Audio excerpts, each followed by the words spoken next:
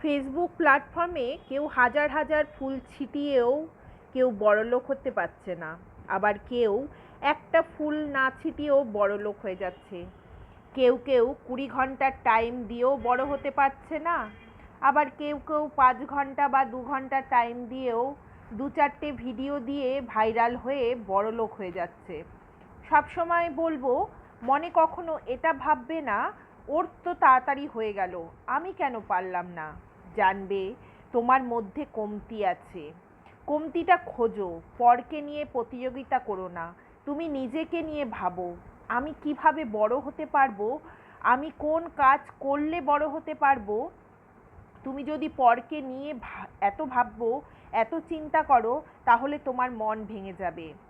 আর যখন তোমার মন ভেঙে যাবে, তখন তুমি আর কিছু করতে পারবে না।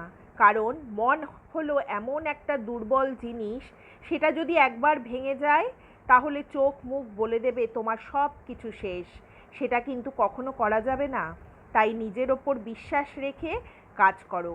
মাথায় সব সময় পজিটিভ চিন্তা ভাবনা রাখবে, নেগেটিভের কোনো জায়গায় সেখানে যেন ঠাঁই না পায়। সুন্দর সুন্দর ভিডিও বানানোর চেষ্টা করো, দেখবে একদিন তুমিও ভাইরাল হয়ে গেছো। ফেসবুকে তোমার সাথে কারা বন্ধুত্ব করবে? পুরনোরা? একদমই না। ভাইরাল যারা তারা, সেটা তো অবশ্যই করো না চিন্তা ভাবনা। তোমার সাথে বন্ধুত্ব করবে শুধুমাত্র নতুনরা। তাই তুমি সব সময় নতুনদের ভিডিও দেখো, নতুনদেরকে লাইক কমেন্ট করো, দেখবে তারা কিন্তু তোমার পরিবারে এসে প্রচুর প্রচুর লাইক কমেন্টস করে দেবে। যদি সামান্য একটু ভালোবাসা তুমি তাদেরকে দিতে পারো, একটু বুদ্ধি লাগিয়ে কাজ করলেই কিন্তু তোমার দিন দিন ফলোয়ার্স, ভিউয়ার্স সব বেড়ে যাবে। আচ্ছা বলো দেখি, কন্টেন্ট ক্রিয়েটার কাকে বলে? ফেসবুকে কাজ করতে এসেছো, তার মানে তুমি চাইছো কন্টেন্ট ক্রিয়েটার হতে। তাহলে তোমাকে কিন্তু আগে সেটা সম্পর্কে জানতে হবে। তুমি কি জানো কন্টেন্ট ক্রিয়েটারের মানেটা কি? চলো আমি বলে দিই। তুমি মনে করো তোমার স্টার অপশান নেই, তোমাকে কেউ স্টার সেন্ড করতে পারে না। মনে করো স্টার অপশান ফেসবুক থেকে উঠেই গেছে, তারপরেও কি তুমি আর্নিং করতে পারবে? যদি তুমি স্টার অপশান ছাড়া আর্নিং করতে পারো, তাহলে বলবো তুমি একজন সফল কন্টেন্ট ক্রিয়েটার। অনেকেই কিন্তু সুইফট কোডের সাথে আইএফসি কোডটা গুলিয়ে ফেলছো। তোমরা ভাবছো সুইফট কোড মানেই আইএফসি কোড, সেটা কিন্তু সম্পূর্ণ আলাদা।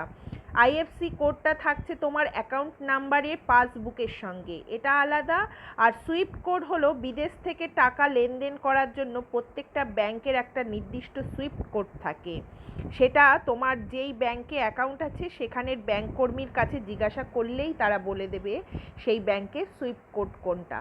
তাই যখন ফর্মটা ফিল আপ করবে, খুব সাবধানে সুন্দর করে ফিল আপ করতে হবে, নাহলেই কিন্তু সব গন্ডগোল হয়ে যাবে। শুভ সন্ধ্যা বন্ধুরা।